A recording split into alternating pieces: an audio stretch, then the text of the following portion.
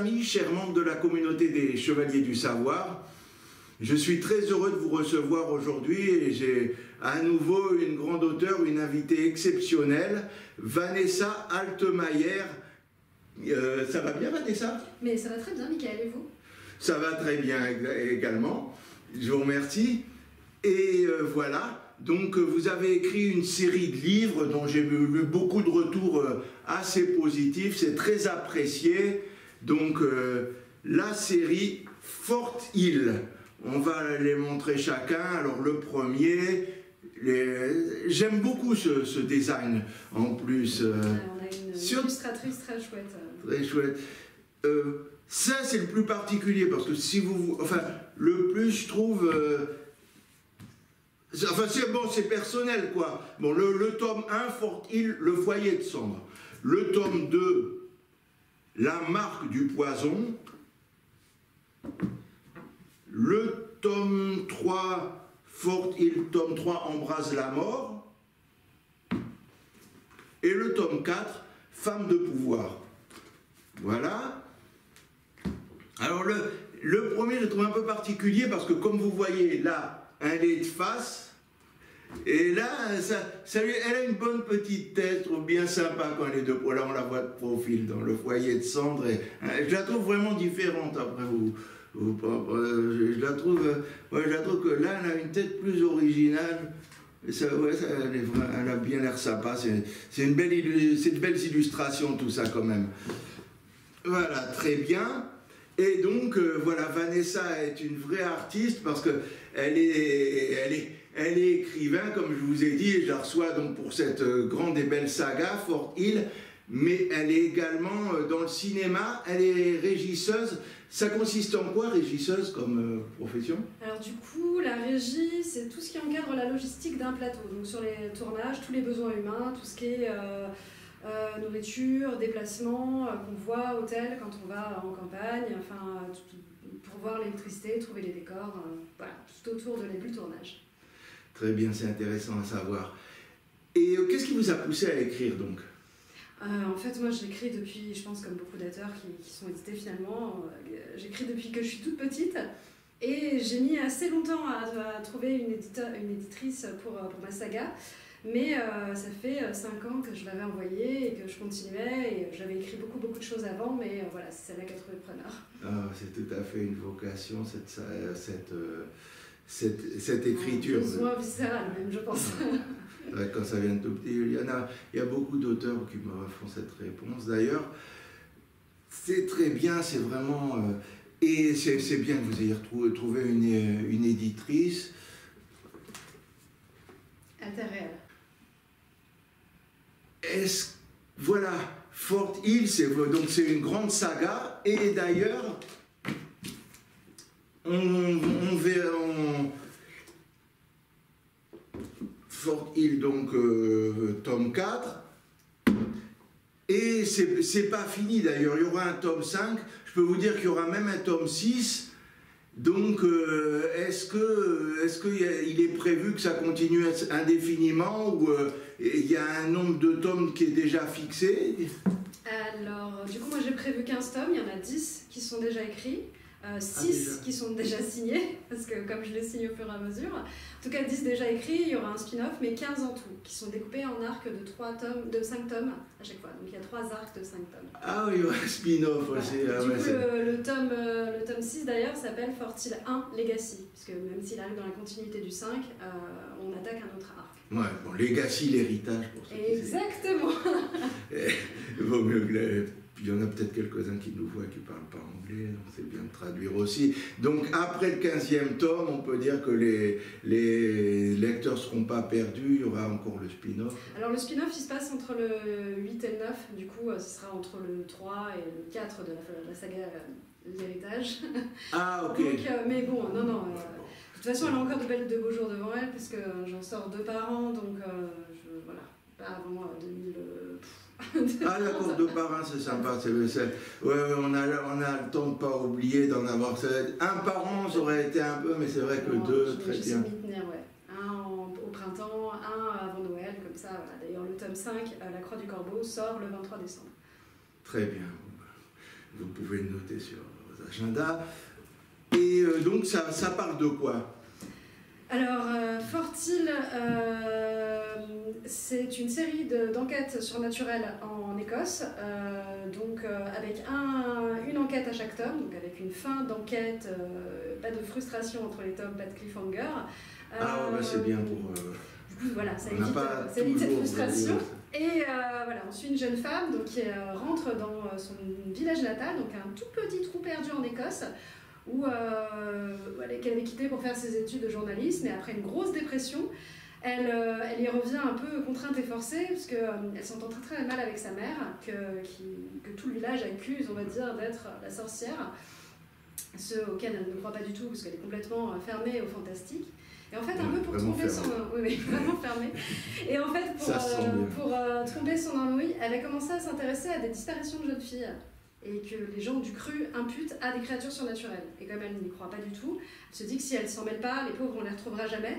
Donc voilà, elle enquête, et en fait, au fur et à mesure de cette investigation, elle se rend compte que toutes ces histoires de Salki, de fantômes, de monstres du Loch Ness, c'est peut-être pas que des légendes, et il y a peut-être une part de vérité derrière tout ça.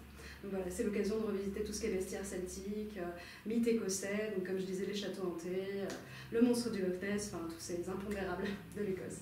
Très bien, ouais, c'est très agréable et vous avez beaucoup d'imagination.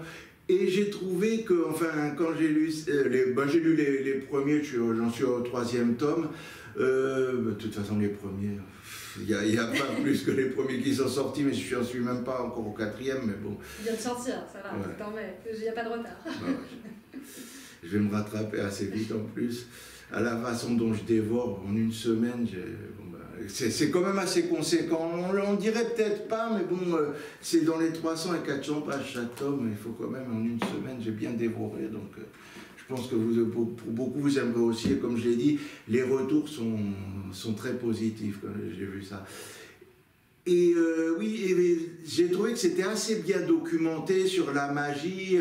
Est-ce que ça vous intéresse, tout ce qui est occultisme, tout ce qui est un peu le surnaturel, ou vous l'avez fait vraiment, vous êtes documenté surtout pour écrire cette saga? Alors non, ouais, ça fait des années que je réunis des tonnes de recueils, que je parcours toutes les librairies pour suivre un petit peu tout ça, et c'est vrai que j'adore tout ce qui est mythe, les bestiaires, c'est vraiment mon péché mignon, quoi. J'adore toutes ces créatures, la cryptozoologie aussi, qui est l'art d'étudier tout ce qui est créatures fantastiques, et évidemment l'ésotérisme,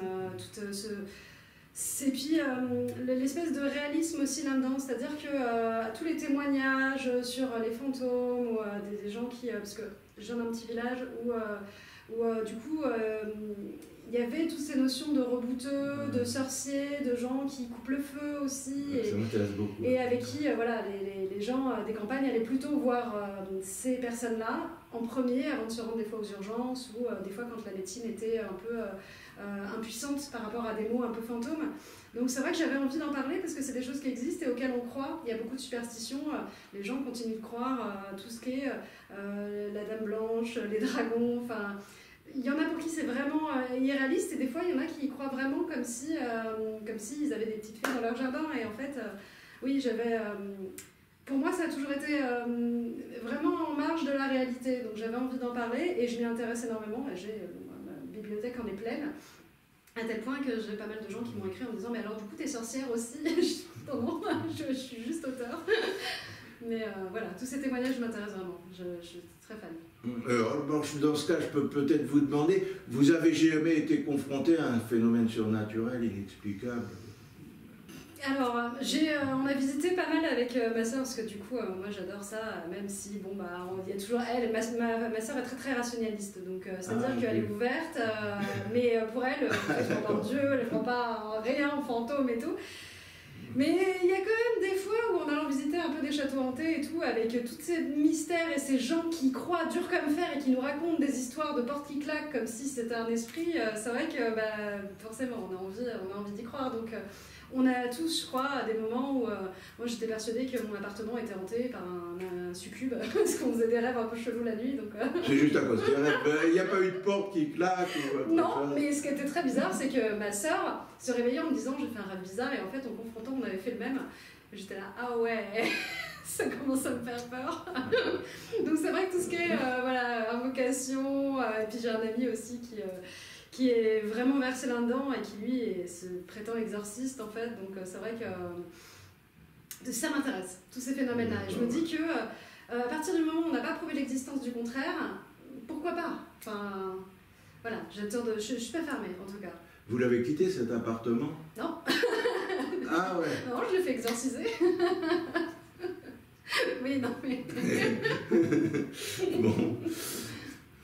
Eh ben oui, et également, alors votre héroïne, c'est quelqu'un qui est... Oui, il y a une ressemblance aussi en plus entre vous un petit peu. Enfin, cette ressemblance, c'est un point commun, sans doute, parce que voilà, votre héroïne, elle est née à la campagne, elle est allée dans une maison, dans un village, pardon, également, où il y avait bien sûr toute cette superstition, puisque c'est le sujet du livre. Elle est allée dans la grande ville.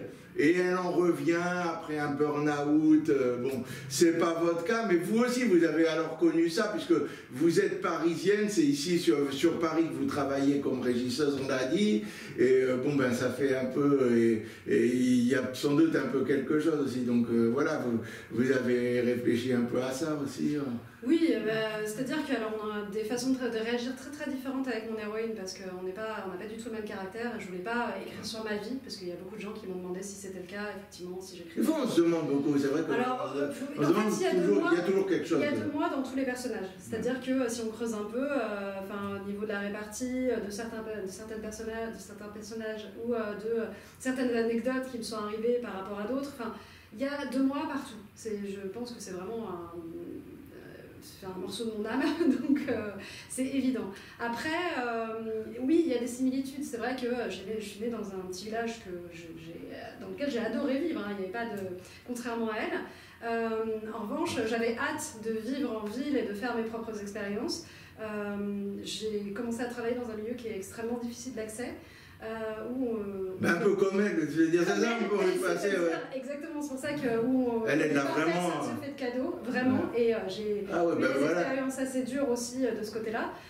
J'ai eu la chance de rencontrer des personnes avec qui j'aime beaucoup travailler maintenant et qui m'ont stabilisé un peu tout ça. Mais malgré tout, j'ai ce côté où elle oublie un peu sa famille, les priorités, les valeurs importantes parce qu'elle est très carrièriste. Tout ça, c'est des choses que j'ai un peu vécues aussi, où je me suis vraiment attachée à me raccrocher à des valeurs, justement, pour pas finir déshumanisée ou oublier ce qui compte. Vraiment.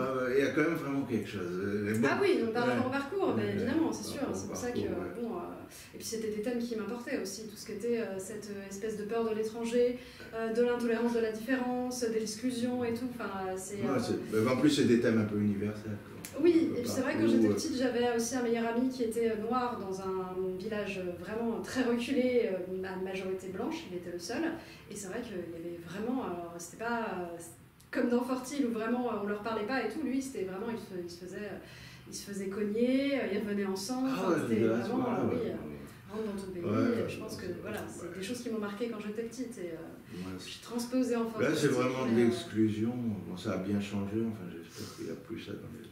Malheureusement, je suis pas sûre, hein, mais bon, quand on voit ce qui s'était passé avec le Covid, où tout d'un coup c'était la faute de tous les Asiatiques, alors que voilà, il y a une théorie du complot, je suis pas persuadée que ça ait tant changé malheureusement. J'espère, avec des histoires comme Fortil, avec des thèmes importants, essayer de petit à petit changer les mentalités, ou en tout cas d'éveiller les gens et les consciences, mais bon, je pense que c'est un travail de longue haleine. Tant que le message positif passe, ça compte. Ouais, espérons. Et pourquoi les Highlands? Vous avez un attachement particulier pour cette région? Alors, j'adore tous les pays britanniques. Ils déchaînent mon imagination. Tout ce qui est bestiaire celtique ou de toute façon les mythologies celtiques, j'aime beaucoup. Mais j'y étais jamais allée avant de commencer à écrire Fortil, et pour moi du coup c'était vraiment le pays des fées dans ma tête, donc ça avait complètement débridé mon imagination, et en faisant des recherches dessus et tout, j'ai trouvé tout un tas de choses qui ont nourri la saga, et puis je suis allée avant de l'éditer, Et je me suis rendu compte que c'était pas du tout le pays des fées, que c'était pas du tout comme dans mon imagination, mais ça m'a apporté d'autres choses en fait, des histoires de clans, cette espèce de proximité avec la France aussi, avec l'histoire, les alliances, Mary Stuart. Au final, je suis tombée amoureuse de ce pays et je suis très contente que toute ma saga s'y passe. Même si Fort Hill en fait est un village qui existe en Irlande et non pas en Écosse. Mais voilà, oui, j'ai un attachement. Et d'ailleurs, il y a eu une saga qui est à la fois un film et une série, vous voyez de quoi je veux parler. Et ouais, est-ce que vous connaissez, vous aviez bien aimé, ça vous a marqué? Alors, je connais maintenant, mais au moment où j'ai commencé à écrire Fort Hill, je connaissais pas du tout. Ah, j'aurais pas pensé, c'était tellement connu. Mais moi, ah non, mais j'ai commencé à écrire Fort Hill il y a 6 ans. Donc, moi, je connaissais Highlander depuis les années 80, donc que j'avais même pas... Si, j'avais 18 ou 19 ans. Bon, pareil. Et après la série, c'était dans les années 90 que j'ai connu aussi. Outlander? Ah non! Ah oui. Je parle de Highlander. Ah oui. Ah non, oui. Oh là là, maintenant c'est vrai que c'est Outlander. Highlander, oui, je vois. Ouais. Ah ouais, Highlander. Ouais, ah oui, vous parliez d'Outlander. Mais franchement, je vais vous dire, j'aime pas tellement. C'est vrai. Ouais, bon, après, c'est chacun ses goûts et tout. Et par contre, j'étais trop jeune, je crois. J'ai pas. Ma mère regardait beaucoup, mais alors moi, mais vous ne voyez pas de quoi. Vous savez alors, si, je vois, parce que du coup, ma mère regardait, et je me souviens de lui avec ses cheveux longs, son épée, et il doit en rester qu'un, immortel, oui. Mais là aussi, c'est les clans écossais. L'immortalité, là encore, c'est des fantasmes des grands. Et il ne faut en rester qu'un. Le clan, on voit qu'il est immortel, donc il est rejeté. Puis c'était vraiment. Il prend la force d'un immortel, donc il lui coupe la tête. Donc, ouais, c'était vrai, c'était marquant, je trouve. Oui, puis, alors, je vous dis, c'est vrai que... c'est vrai que c'est un des générations. Moi-même, Outlander, non, mais je connais Outlander, mais j'ai regardé, mais... Bon, ben voilà. Bon, après, je ne vais pas dire parce que ça, c'est vraiment subjectif. Chacun ses goûts. Il y a certaines séries qui seront formidables pour certains, et puis d'autres, de toute façon, heureusement qu'on est tous différents d'ailleurs, justement. Et c'est surtout qu'en allant visiter, du coup, alors l'Écosse maintenant, ils sont très Outlander, il y a des produits dérivés partout, mais on se rend compte que tout ce qui était censé se passer dans les Highlands a été tourné dans les Lowlands en fait, donc tous les paysages qu'on voit ne sont pas du tout représentatifs de finalement l'Écosse des Highlands. Très bien. Eh bien, pour finir, on va vous demander où on peut vous suivre sur les réseaux sociaux. Alors, j'ai un compte Instagram donc à mon nom, un compte Facebook aussi. J'ai une chaîne YouTube sur laquelle je poste des book trailers en fait à chaque sortie, donc pour susciter l'envie et expliquer ce qui se passe dans le nouveau tome. Pareil à mon nom toujours, ou en tapant Fort Hill sur YouTube. Voilà, j'ai une boutique en ligne aussi si vous voulez procurer mes livres directement avec une petite dédicace et des goodies au moment de la sortie. Donc c'est valt.sumup.link. Voilà.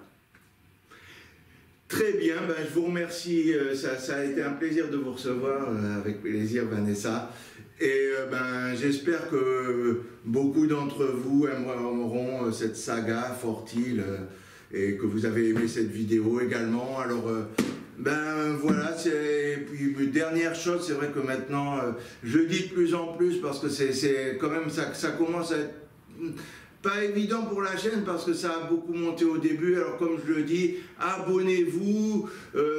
J'essaye d'aider les auteurs comme Vanessa ou même ceux qui ont votre maison d'édition, elle est quand même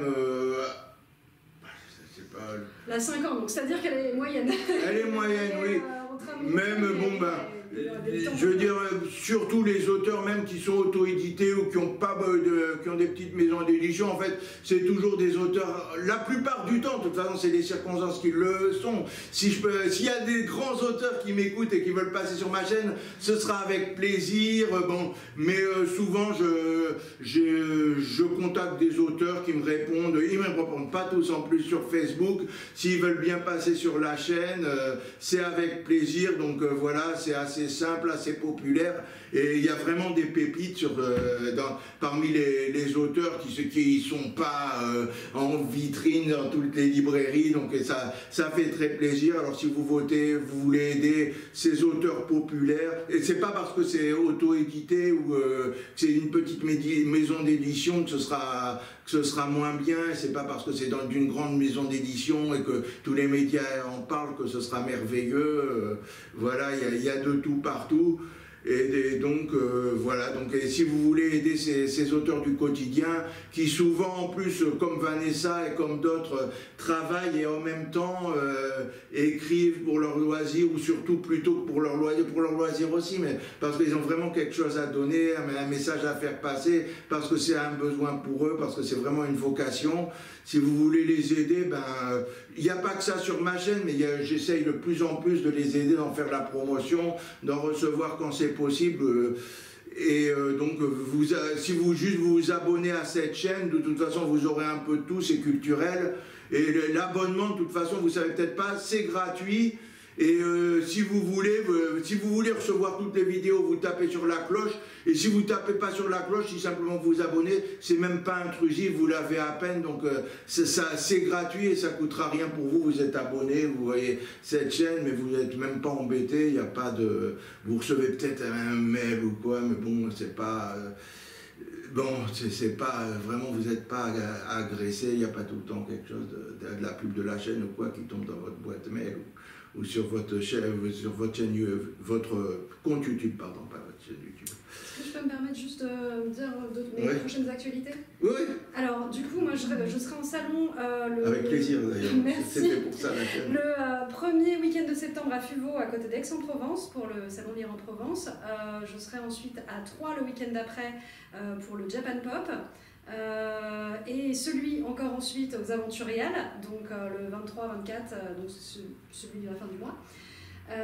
Septembre, donc les Aventuriales de Ménétrol. Et on a eu la bonne surprise d'être accepté aussi au Festival de Wallonie à Mons, qui est un énorme festival fantastique en Belgique, en octobre. Voilà, donc le 8 et 9 octobre. Donc voilà, si vous voulez suivre toutes mes actualités, n'hésitez pas non plus à vous abonner à mes réseaux sociaux. Et voilà, je poste régulièrement des nouvelles. Et abonnez-vous, likez Michael et suivez sa chaîne et commentez, si possible, tout, c'est-à-dire les livres, la chaîne, tout. Merci beaucoup. Avec les commentaires, etc., c'est plus mis en avant par YouTube. Quand il y a des likes et des commentaires, ça aide pour la visibilité.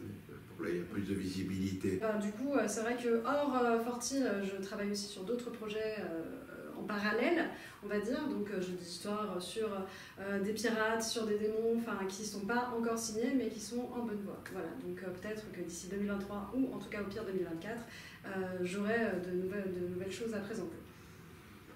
Très bien, Vanessa.